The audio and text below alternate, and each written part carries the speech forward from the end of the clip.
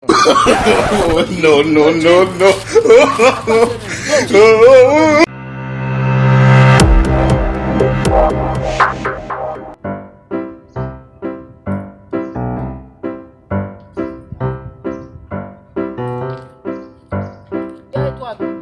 Apre sa mwenche pe mi del. Mesye. Oh. Po, doji. Neni, sa gen men. Chita nou mwenche.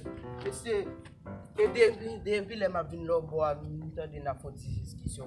Ou dan del tou, mde bien beson vin nan. Mwen mse ka fò diskisyon avèm. Mdi mse kon sa, mal lon fèt. On doum kleren, mwen 2 minot doum kleren. Mse di mati.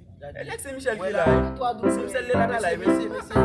Se ba kwe. E la bagade si, yon nan nou kon kleren. Oui, mde wè.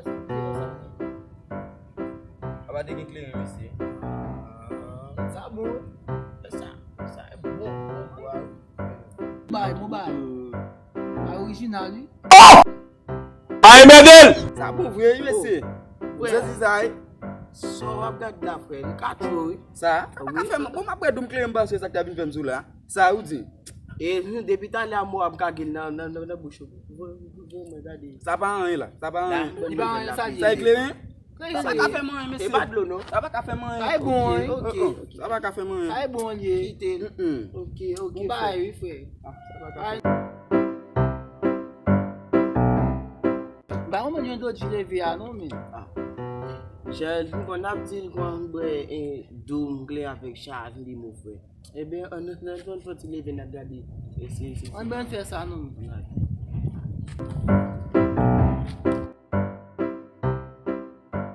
A few moments later.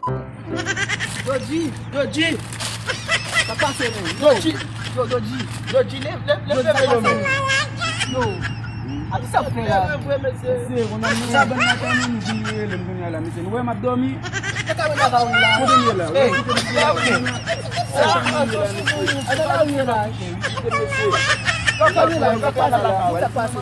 Sa pase men? Soge la men? Yo men leve? Nan albam mwen la. Nan albam mwen la.